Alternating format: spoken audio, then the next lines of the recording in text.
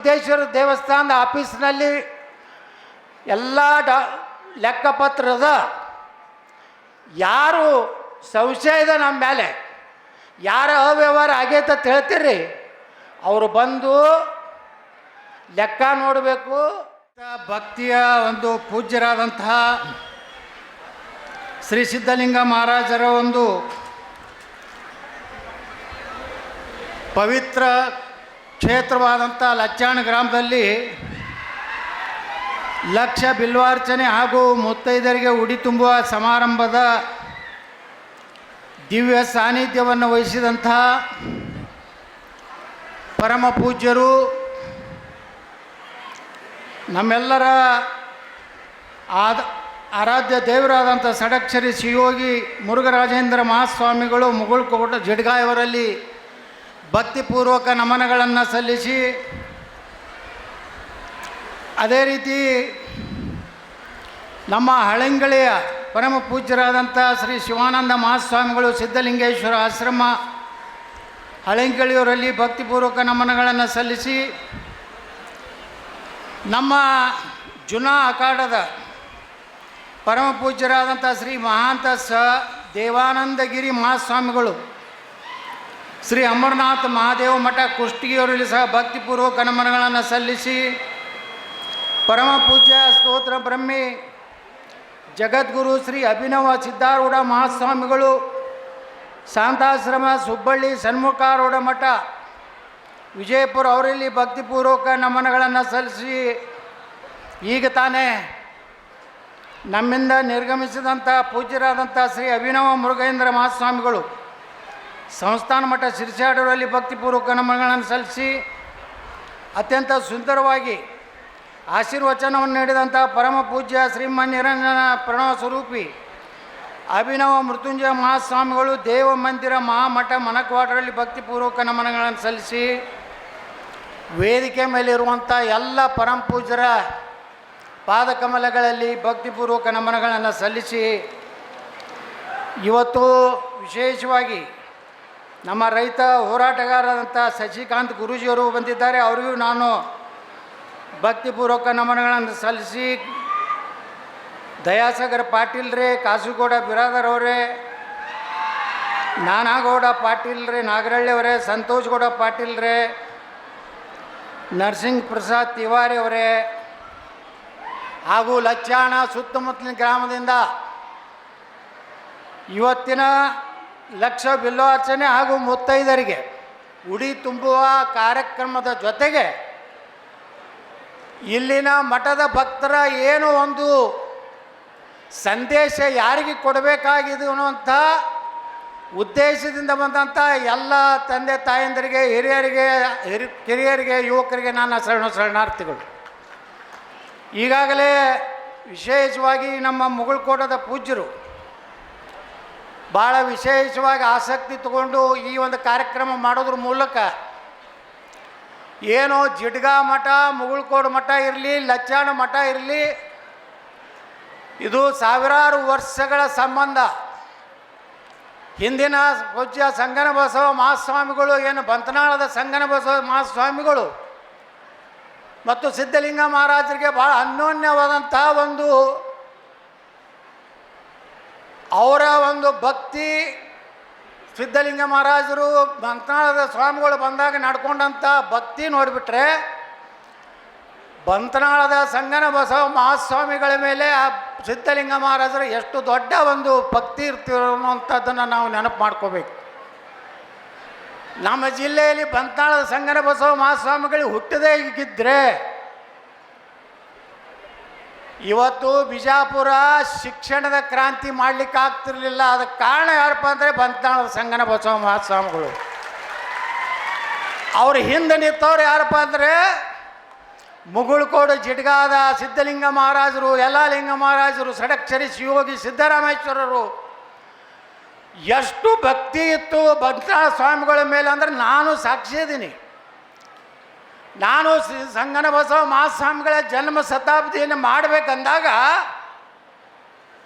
ಮೊದಲ ಮುಂದೆ ಬಂದವರು ಶಿವಯೋಗಿ, ಷಡಕ್ಷರಿ ಶಿವಯೋಗಿ ಸಿದ್ದರಾಮೇಶ್ವರ ಮಹಾಸ್ವಾಮಿಗಳು ಬಿಜಾಪುರದ ಮುಗುಳ್ಕೋಡು ಮಠಕ್ಕೆ ನಾನು ಕರೆಸಿ ಎಟ್ಟು ಮುಂಜಾನೆ 6:30ಗೆ ನಾನು ಕರೆಸಿದ್ರು. ಭಾಳ ಒಳ್ಳೆಯ ಕೆಲಸ ಮಾಡಕತ್ತೀಯಪ್ಪ ಬಸನಗೌಡ, ಇವತ್ತು ಬಂತ್ನಾಳ ಸ್ವಾಮಿಗಳನ್ನು ಎಲ್ಲರೂ ನೆನಪಾರಿದ್ರು. ಈ ಜಿಲ್ಲೆಯ ಏನಾದ್ರು ಉದ್ಧಾರ ಆಗಬೇಕಾಗಿದ್ದರೆ ಬಂತ್ನಾಳ ಸ್ವಾಮಿಗಳು ದೊಡ್ಡ ಕೊಡುಗೆ ಇದೆ ಅಂತೇಳಿ 5 ಟ್ರಕ್ಕು ಅಕ್ಕಿ ಗೋಧಿ ಕೊಟ್ಟಂಥ ಯಾವುದಾದ್ರೂ ಪೂಜ್ಯರಿದ್ದರೆ ಅದು ಷಡಕ್ಷರಿ ಶಿವಯೋಗಿ ಸಿದ್ದರಾಮೇಶ್ವರ ಮಹಾಸ್ವಾಮಿಗಳು.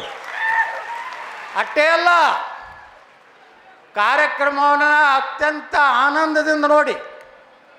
ಅವತ್ತು ನಮ್ಮ ಜ್ಞಾನಯೋಗಿ ಸಿದ್ದೇಶ್ವರ ಮಹಾಸ್ವಾಮಿಗಳಿದ್ದರು, ಅನೇಕ ಮಠಾಧೀಶರು ಶಿವಪುತ್ರ ಸ್ವಾಮಿಗಳಿದ್ದರು. ಎಷ್ಟು ಖುಷಿಪಟ್ಟರು ನಮ್ಮ ಶಿವಯೋಗಿ ಷಡಕ್ಷರಿ ಶಿವಯೋಗಿ ಸಿದ್ದರಾಮೇಶ್ವರ ಮಹಾಸ್ವಾಮಿಗಳು. ಕಾರ್ಯಕ್ರಮ ಮುಗಿದ ಮ್ಯಾಗ ನಾನು ಮಠಕ್ಕೆ ಕರೆದು 1 ತೊಲಿ ಬಂಗಾರ ಹಾಕಿ ನನಗೆ ಆಶೀರ್ವಾದ ಮಾಡಿ ಸನ್ಮಾನ ಮಾಡಿದ್ರು. ಅದಕ್ಕೆ ಬಂಧುಗಳೇ, ಲಚ್ಚಾಣ, ಬಂತ್ನಾಳ, ಮುಗುಳ್ಕೋಡ, ಜಿಡ್ಗ ಇವ್ರು ಒಂದಕ್ಕೊಂದು ಬಿಟ್ಟು ಮಾಡೋದು ಭಾಳ ದೊಡ್ಡ ತಪ್ಪಾಗ್ತೈತೆ ಅಂತ ನನಗನ್ನಿಸ್ತದೆ. ಈಗ ನೀವು ಅಂತ ಜವಾಬ್ದಾರಿ ತೊಗೊಂಡಿರಿ ಅಂದಮೇಲೆ ಏನು ಪಂಚರು ಎಲ್ಲರೂ ಕೂಡಿ ಸಾಮೂಹಿಕವಾಗಿ ಒಂದು ನಿರ್ಣಯ ಮಾಡಿದ ಮೇಲೆ ಯಾವುದೇ ಒಂದು ಅಂತಿಮ ನಿರ್ಣಯ ಆಗಬೇಕು. ಈ ರೀತಿ ಆಗದೇ ಇದ್ದರೆ ಸಮಸ್ಯೆಗಳ ಸೃಷ್ಟಿ ಆಗ್ತದೆ. ಅದಕ್ಕೆ ನಾನು ಹೇಳ್ತಾ ಇದ್ದೀನಿ, ಏನು 5 ಗುರುಗಳಿಗೆ ಜವಾಬ್ದಾರಿ ಕೊಟ್ಟಿದ್ದಾರೆ. ಒಬ್ಬ ರಾಜಕಾರಣಿ ಅದಾರೆ, 4 ಮಂದಿ ಗುರುಗಳು ಅದಾರೆ ನನಗೆ ತಿಳಿದಂಗೆ. ಅವ್ರು ಇನ್ನೊಮ್ಮೆ ಕೂತು ಚರ್ಚೆ ಮಾಡಲಿ. ಮುಗುಳ್ಕೋಡು ಮಠ ಯಾವಾಗಲೂ ಬಂತ್ನಾಳ ಸ್ವಾಮಿಗಳ ಹಿಂದೆ ನಿಂತದ್ದು. ಇವತ್ತು ಸಂಗನ ಮಹಾಸ್ವಾಮಿಗಳು ನಾವು ಹೇಳ್ತಿಲ್ಲ, BLD ಶಿಕ್ಷಣ ಸಂಸ್ಥೆ ವಿಜಾಪುರದಾಗ ಏನೈತಲ್ಲ, ಅದು ಇಷ್ಟು ದೊಡ್ಡದಾಗಲಕ್ಕ ಯಾರು ಕಾರಣಪ್ಪ ಅಂದರೆ ಬಂತ್ನಾಳದ ಸಂಗನ ಮಹಾಸ್ವಾಮಿಗಳು, ಡಾಕ್ಟರ್ ಪಗು ಹಳಕಟ್ಟಿಯವರು, ಅದರ ಹಿಂದೆ ಎಲ್ಲ ರೀತಿಯಿಂದ ಆಶೀರ್ವಾದ ಮಾಡಿ ಇತ್ತವರು. ಇವತ್ತು ಮುಗುಳ್ಕೋಡು ಜಿಡ್ಗ ಮಠದ ಪೀಠ ಅನ್ನುವಂಥದ್ದನ್ನು ಯಾರೂ ನೆನಪಾರಬಾರ್ದು. ಈಗೆಲ್ಲ ಆಸ್ತಿ ದೊಡ್ಡದಾಗಿದೆ, ಎಲ್ಲ ಒಳ್ಳೆಯದಾಗಿದೆ ಅಂತೇಳಿ ಎಲ್ಲರ ಅಭಿಪ್ರಾಯ ಇದೊಂದು ಯಾವುದೇ ಒಂದು ನಾವು ರಾಜಕಾರಣ ಮಾಡೋದು ಬೇಡ. ಇದ್ರೊಳಗೆ ನಾವೆಲ್ಲರೂ ಕೂಡಿ ಲಚ್ಚಾಣದ ಜನರ ಭಾವನೆ ಏನೈತೆ, ಮುಗುಳ್ಕೋಡು ಅಜ್ಜ ಅವರು ಏನು ನೇತೃತ್ವ ತಗೊಂಡಾರೆ, ಅವರ ನೇತೃತ್ವದಲ್ಲೇ ಅಂತಿಮವಾದಂಥ ನಿರ್ಣಯ ಆಗಬೇಕು. ಇದು ನನ್ನ ಅಭಿಪ್ರಾಯ. ನಾನು ದೊಡ್ಡ ಸಂಸ್ಥೆ ಸಿದ್ದೇಶ್ವರ ಸಂಸ್ಥೆ ಅಧ್ಯಕ್ಷನಿದ್ದೀನಿ, 30 ವರ್ಷದಿಂದ ಇದ್ದೀನಿ. 1.5 ಕೋಟಿ ರೂಪಾಯಿ ಇದ್ದಂಥ ಸಿದ್ದೇಶ್ವರ ಸಂಸ್ಥೆ ಅವತ್ತು ಗೌರ್ಮೆಂಟ್ ವ್ಯಾಲ್ಯೂಯೇಷನ್ನು ನಾವು 2 ವರ್ಷ ಹಿಂದೆ ಇಡೀ ನಮ್ಮ ಸಿದ್ದೇಶ್ವರ ದೇವಸ್ಥಾನದ ಎಷ್ಟು ಆಸ್ತಿ ಅಂತೇಳಿ ವ್ಯಾಲ್ಯೂಯೇಷನ್ ಮಾಡಿದ್ದೀವಿ. ಇವತ್ತು 465 ಕೋಟಿ ರೂಪಾಯಿ ಆಸ್ತಿ ನಾವು ಮಾಡೀವಿ. ನಾವೊಬ್ಬ ಸನ್ಯಾಸಿ ಅಲ್ಲ, ನಾವೊಬ್ಬ ರಾಜಕಾರಣಿ. ಸ್ವಾಮಿಗಳ ಜೋಳಿಗೆ ಅಂದ್ರೆ ರೊಕ್ಕ ತಿನ್ನುವಂಥ ಕೆಟ್ಟ ಚಟ ಯಾರಿರ್ತದೆ ಅವ್ರ ಮನೆ ನಟ್ಟವಂಶ ಆಗ್ತದೆ. ಗುಡಿ ಅಂದ್ರೆ ರೊಕ್ಕ ತಿಂದವ ಅವನ ಕುಟುಂಬ ಉದ್ಧಾರ ಆಗೋದಿಲ್ಲ. ಇಟ್ಟು ನಾವು ತಿಳ್ಕೋಬೇಕು. ನಾ ಇಟ್ಟು ಎಲ್ಲರಿಗೂ ಬೈಕೋತಿ ನಾನು ಜಿಗಿದಾಡ್ತೀನಂದ್ರೆ ಕಾರಣ ಏನಂದ್ರೆ ಹಿಂದೆ ನಮ್ಮ ಸ್ವಾಮಿಗಳ ಗುರುಗಳ ಆಶೀರ್ವಾದ.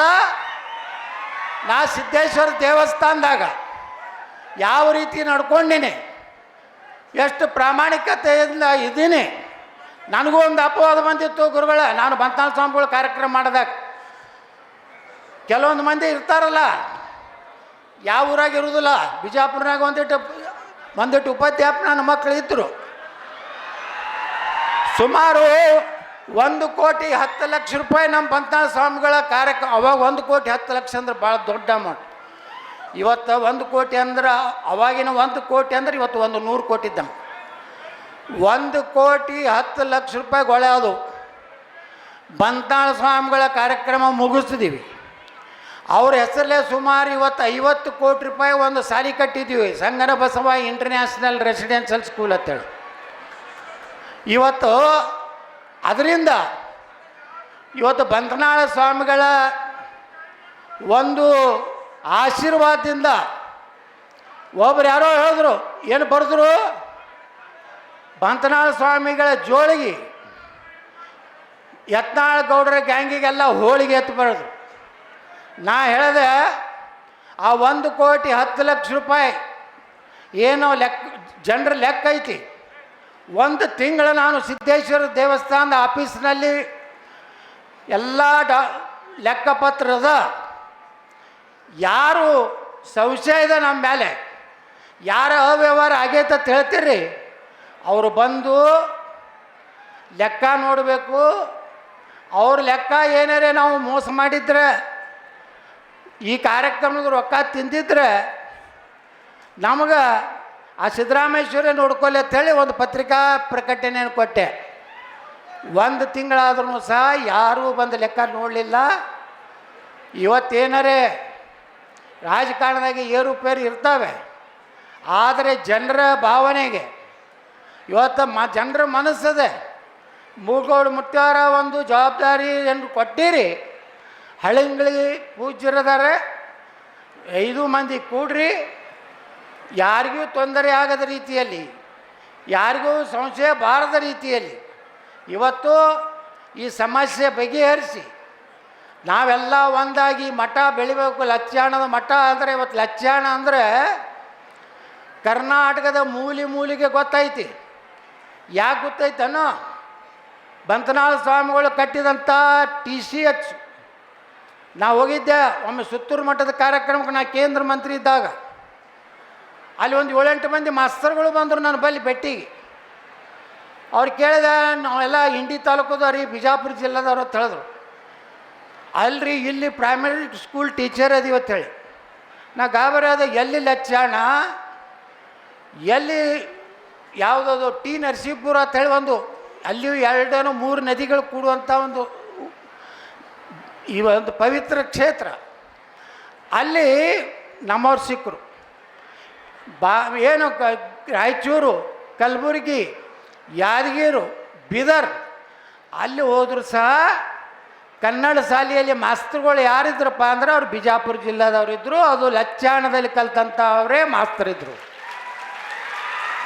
ಇದನ್ನು ಯಾಕೆ ಹೇಳ್ತೀನಿ ಅಂದರೆ, ಅವತ್ತು ಬಂತನಾಳ ಸ್ವಾಮಿಗಳು ಅಷ್ಟು ಶಿಕ್ಷಣದ ಇದು ಕೊಟ್ಟಿರ್ಲಿಕ್ಕಂದು ನಮ್ಮ 8 ಮಂದಿ ಟೀಚರ್ಗಳು ಇಟ್ಟು ಶಿಕ್ಷಣದಲ್ಲಿ ಒಂದು ಕ್ರಾಂತಿ ಆಗ್ತಿರಲಿಲ್ಲ. ಅದಕ್ಕೆ ಬಂತನಾಳ ಸ್ವಾಮಿಗಳ ಏನು ಜನ್ಮ ಶತಾಬ್ದಿ ಮಾಡಿದ ಮೇಲೆ 2 ಸ್ಕೂಲ್ ಮಾಡಿ ನಾನು ಬಿಜಾಪುರದಾಗ. ಒಂದು ಸಂಗನ ಬಸವ ಅಂತಾರಾಷ್ಟ್ರೀಯ ವಸತಿ ಶಾಲೆ, 2,000 ಹುಡುಗರು ಅದಾವು. 50 ಕೋಟಿ ರೂಪಾಯಿ ಖರ್ಚು ಮಾಡಿ 40 ಎಕರೆದಲ್ಲಿ ಒಂದು ಬಂತನಾಳ ಸ್ವಾಮಿಗಳ ಮೂರ್ತಿ ಇರಲಿಲ್ಲ BLD ಒಳಗೆ. ಆವಾಗ ನಾನು MB ಪಾಲ್ರಿಗೆ ಹೇಳಿದೆ, ನೋಡ್ರಿ, ಇವತ್ತು ಬಿಜಾಪುರ ಏನಾರು ಉದ್ಧಾರ ಆಗಿದ್ದು ಒಂದು ಬಂತನಾಳ ಸ್ವಾಮಿಗಳಿಂದ, ಒಂದು ಪಗು ಅಳಕಟ್ಟಿಯವರಿಂದ. ಅವು 2 ಮೂರ್ತಿ ಕೂಡಿಸ್ಬೇಕಂದಾಗ MB ಪಾಲ್ರಿ ಹೇಳಿದ್ರು, ಇಲ್ಲ ಗೌಡ್ರೆ, ನಾ ರೊಕ್ಕ ಕೊಡ್ತೀನಿ, ಅದಕ್ಕೆ ನೀವು ಎಲ್ಲಿ ಮಾಡಿಸ್ತೀರಿ ಅದು ಎಷ್ಟು ರೊಕ್ಕ ಬಂದರೂ ಬರಲಿ, ನಾನು ಕೊಡ್ತೀನಿ ಅಂತ ಹೇಳಿದ್ರು. ನಾವು ಸಿದ್ದೇಶ್ವರ ಗುಡಿ ಕಮಿಟಿಯವರು ಹೋಗಿ ಜೈಪುರದಲ್ಲಿ ಬಂತನಾಳ ಸ್ವಾಮಿಗಳ ಏನೋ ಒಂದು ಮೂರ್ತಿ ಸುಮಾರು 5 ಲಕ್ಷ ರೂಪಾಯಿನೋ ಅವಾಗಿನ ಕಾಲಕ್ಕೆ ಮಕರಾನ ಕಲ್ಲಿನಿಂದ ಮೂರ್ತಿ ಮಾಡಿಸ್ತೀವಿ. ನಮ್ಮ ಸಂಸ್ಥಾದಾಗ ಒಂದು ಇರಲಿ ಅಂತೇಳಿ ನಾನು ನಮ್ಮ ಶಾಲೆಯಾಗ ಒಂದು ಅಂತೇಳಿ ಅಲ್ಲೇ ಒಂದು, ಅದು ಭಾಳ ಒಂದು 1-1.5 ಲಕ್ಷ ರೂಪಾಯಿ ಇತ್ತು. ಆ 2 ಮೂರ್ತಿಗಳನ್ನು ಜೈಪುರಕ್ಕೆ ಕೊಟ್ಟು ಬಂದು ಇವತ್ತು BLD ಒಳಗೆ ಬಂತನಾಳ ಸ್ವಾಮಿಗಳ ಅಸ್ತಿತ್ವ ಐತಿ ಅನ್ನುವಂಥದ್ದನ್ನು ಸಂದೇಶವನ್ನು ಕೊಡಲಿಕ್ಕೆ ಕಾರಣ ಯಾರಪ್ಪ ಅಂದರೆ ಷಡಕ್ಷರಿ ಶಿವಯೋಗಿ ಸಿದ್ದರಾಮೇಶ್ವರ ಮಹಾಸ್ವಾಮಿಗಳು. ಯಾಕಂದರೆ ಇದು ಕರೆಕ್ಟ್ ಮಾತಾಡೋದೇ ಇಲ್ಲ, ಎಲ್ಲರೂ ಕೆಲವರೇ ಸಾಪ್ ಸೂಪ ಎಳೆದು ಅದನ್ನು ಕೆಡಿಸ್ಬೇಕತ್ತಾರೆ. ಇವತ್ತು ನೋಡ್ರಿ, ಯಾವುದೇ ಒಂದು ಪೀಠ ಯಾರು ಸಿಲೆಕ್ಷನ್ ಮಾಡ್ತಾರಲ್ಲ, ಆ 5 ಜನ ಬಿಟ್ಟು 5 ಜನರಿಗೆ ಸಂಪೂರ್ಣ ಅಧಿಕಾರ ಕೊಟ್ಟಾರೆ. ಇಡೀ ಎಲ್ಲ ಪೂರ್ತಿ ಅದು ಬಿಟ್ಟು ಇದನ್ನೆಲ್ಲ ಬಿಟ್ಟು ದಂಗಾಲೇಶ್ವರ ಸ್ವಾಮಿ ಒಬ್ಬರು ಯಾರೋ ತೊಗೊಂಡು ಬಂದು ಅವನ ಮಧ್ಯಸ್ಥಿತಿಗೊಳಗೆ ಇವತ್ತು ಏನು ಮಾಡ್ಯಾರಲ್ಲ. ನಾ ಹೇಳ್ತೀನಿ, ನಾನು ಓಪನ್ ಆಗಿ ಅವಾಗ ಹೇಳೀನಿ, ಪಾಪ 3000 ಮಠದ ಸ್ವಾಮಿಗಳಿಗೆ ಏನು ಅದಾರಲ್ಲ ಜಗದ್ಗುರುಗಳು, ಅವ್ರಿಗೆ ಇಟ್ಟು ತೊಂದರೆ ಕೊಟ್ಟರು, ಕಣ್ಣೀರು ಹಾಕಿದ್ರು. ಕಡೆಗೆ ಹುಬ್ಬಳ್ಳಿ ಧಾರವಾಡದ ಎಲ್ಲರೂ ಭಕ್ತರು ಹೋಗಿ ಹಾನಗಲ್ಗೆ ಹೋಗಿ ಕಾಲು ಹಿಡಿದು ಮತ್ತೆ ಕರ್ಕೊಂಡು ಬಂದರು. ಆ ಮಠ ಹೊಡಿಬೇಕಂತ ಪ್ರಯತ್ನ ಮಾಡಿದ್ದವ ಸ್ವಾಮಿ. ಮುಂದೆ ಸಿರಟ್ಟಿ ಫಕೀರೇಶ್ವರ ಮಹಾಸ್ವಾಮಿಗಳ ತೊಬ್ರು, ಅವ್ರಂತೂ ಪಾಪ ದೇವ್ರಿದ್ದಂಗೆ ಅದಾರ. ನಾನು ನೋಡೀನಿ. ಅವ್ರು ಏನೂ ಮಾತಾಡಿದ್ರೆ ಸುಮ್ಮನೆ ಹಿಂಗೆ ಕುಂಡಿರ್ತಾರ. ಅಲ್ಲಿ ಟೊಪ್ಪಿಗೆ ಹಾಕಿಬಿಟ್ಟ, ಏನು ಮಾಡೋದು ಗೊತ್ತಿಲ್ಲ. ಇದು ಟೊಪ್ಪಿಗೆ ಹಾಕೋ ಗಿರೇಕಿ ಐತಿ. ಅದಕ್ಕೆ ಇವರು ಸಿಲೆಕ್ಟ್ ಮಾಡಿದ್ದನ್ನು ನಾವು ಇಲೆಕ್ಟ್ ಮಾಡೋದಿಲ್ಲ ಅಂತೇಳಿ ಸಂದರ್ಭದಲ್ಲಿ ಹೇಳ್ತೀನಿ. ಅದಕ್ಕೆ ನಾ ಅವ್ರಿಗೂ ವಿನಂತಿ ಮಾಡ್ಕೋತೀನಿ, ಅವ್ರೇನು ಇಬ್ಬರು ಸ್ವಾಮಿಗಳಿಗೆ ಎಲ್ಲರೂ ಕೂಡ್ರಿ, ಮೂಳ್ಕೋಡು ಅಜ್ಜವ್ರನ್ನ ನೀವು ಮಧ್ಯಸ್ಥಿಕೆ ಮಾಡಿರಿ.